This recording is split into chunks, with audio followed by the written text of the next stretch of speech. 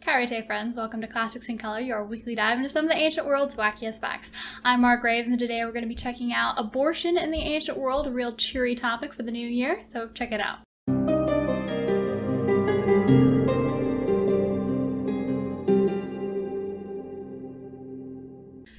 So just to clarify first, I'm only talking about abortion in the ancient world, not in the modern context or in an absolute sense. And I'm just going to be telling you what people in the ancient world felt, said about it, and in some cases how they performed it. So mostly going to be primary sources, although I did recently read Sheila Dickinson's article, Abortion in Antiquity, so that's a good source to check out if you're looking for more. People in the ancient world generally had a pretty different take on abortion than most people in the modern world.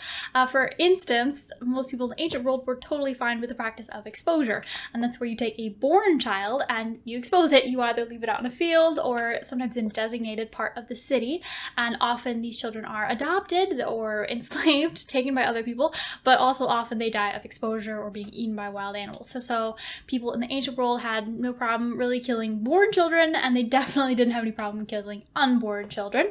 And to demonstrate this, let's check out a quote from Aristotle. As to exposing or rearing the children born, let there be a law that no deformed child may be reared. But on the ground of number of children, if the regular customs hinder any of those born being exposed, there must be a limit fixed to the procreation of offspring, and if any people have a child as a result of intercourse in contravention of these regulations, abortion must be practiced on it before it has developed sensation and life. For the line between lawful and unlawful abortion will be marked by the fact of having sensation and being alive. So as you can see, that's a somewhat brutal take on when it's okay to kill a fetus. And Sheila notes that in Stoicism, which is one of the most popular philosophies in ancient Greece and then in ancient Rome, a fetus is generally considered part of the woman's body until it's actually born. So it's not its own thing, there's no problem with killing it, and it's only in the Hebrew scriptures that we get any indication that killing a fetus might equal murder. So there's no moral objection to killing fetuses pretty much anywhere in ancient Rome or Greece, but there are still sometimes restrictions placed on abortion for various reasons. One, maybe your population is running low on kids and you want people to stop getting rid of them, so for the sake of society you might ban it, or for the sake of protecting women maybe, because abortion is quite dangerous and so you want them to stop messing around with that, or men might be interested in preserving kids that maybe women are trying to get rid of without their permission, so men are trying to stop women and control them in that way. And we have a great story of this from Plutarch about the life of Lycurgus. So Lycurgus is a Spartan king, and his brother has just died, I believe, and he's sort of acting as regent because his brother's wife is pregnant. So he's just waiting for that baby to be born, and then he'll become the new king. And the story goes that the wife actually comes to him on the sly and offers to abort the baby if he'll marry her, and then she can be queen of Sparta with him and he can be king. And he says, great idea, but don't worry about abortion, that's too risky. Just have the kid and then we'll expose it because that's less risky to you. So he tricks her into bringing the baby to full term, and then he takes the baby as soon as it comes out so that she can't hurt it, and takes it to the kingdom and says, look, here's your new king. So this is a story that shows that he's very loyal, I guess, to his brother, and he wants to do the right thing, and he treats the fetus as though it were alive.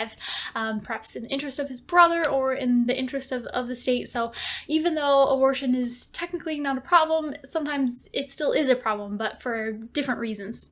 So there were some rules and restrictions around abortions. Often temples or religious centers would have bans not only on abortions but also on things like contraceptives, love potions, etc. Not because they thought that those things were necessarily bad, just because they thought they messed with the energy of the religious center. So you just want to keep those things separate. And Augustus apparently did put some restrictions, although he didn't ban contraceptives and abortions as well, and also on midwives, because many people in the ancient world sort of associated abortion with midwives, which kind of makes some sense. They're probably the ones who performed a lot of them.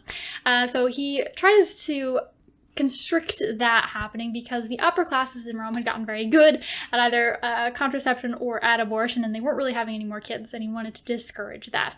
Later, the emperor Septimius Severus actually does put in some legal restrictions, and apparently he does this because there's a case of a woman who divorces her husband and then aborts his baby, and the man is very upset about this, and Septimius Severus basically makes this law that you can't abort babies anymore in order to protect the rights of men, and he institutes a penalty that if you do abort, then you are going to be exiled, and also if you attempt to perform an abortion and you kill the mother, the woman, then you are executed.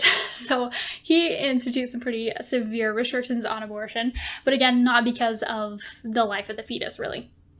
And there is also some instances of abortion in literature, so some of juvenile satires, but interestingly, Ovid, in one of his poems, complains that his girlfriend Corinna has gotten an abortion, but again, not because of the fetus or anything, but because he's kind of annoyed at her for risking her life.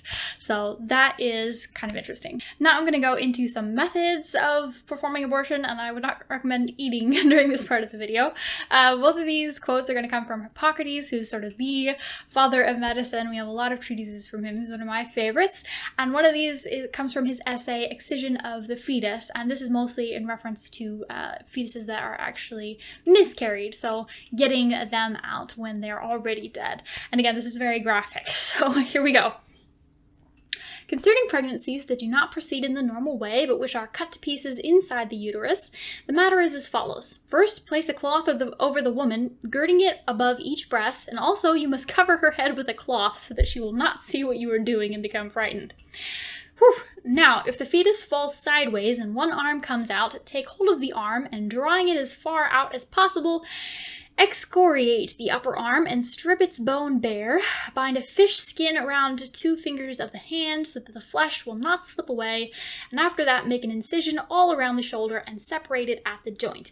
Next, replace the fetus's head in its natural position, then draw the fetus downward. With your finger, cave the fetus's body in by using a blade through the ribs or the collarbone so that the body will expel air and collapse, which makes its passage to the outside easier.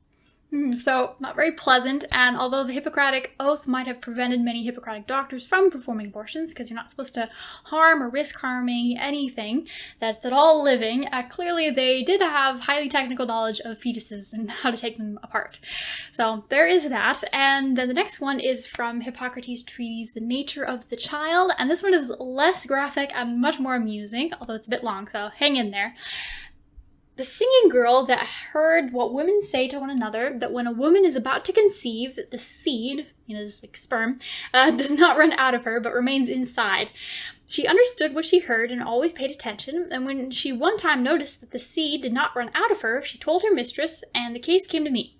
When I heard, I told her to spring up and down so as to kick her heels against her buttocks, and when she had sprung for the 7th time, the seed ran out onto the ground with a noise, and the girl, on seeing it, gazed at it and was amazed.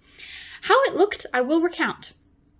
It was as if someone had removed the external shell of a raw egg, and the fluid part inside was visible through the internal membrane. Its appearance was somewhat as follows, to say as much as is needed. It was red and roundish. Broad white strands were seen to be present inside the membrane, pressed together with thick red serum, and around the membrane on the outside there was bloody material. Through the middle of the membrane something narrow came out, which appeared to me to be an umbilical cord, and through this the movement of breath in and out first took place. For this, the membrane spread out and completely enclosed the seed. So that's a really fascinating account of a fetus, I guess, that he got to come out by making her jump and kick her own butt. I don't know, a very strange story, but hopefully that was all very interesting to you. I find this stuff fascinating, so thank you for checking out this video on abortion in the ancient world. Thank you so much to subscribers and to patrons, and I hope to see you all next week. Karate.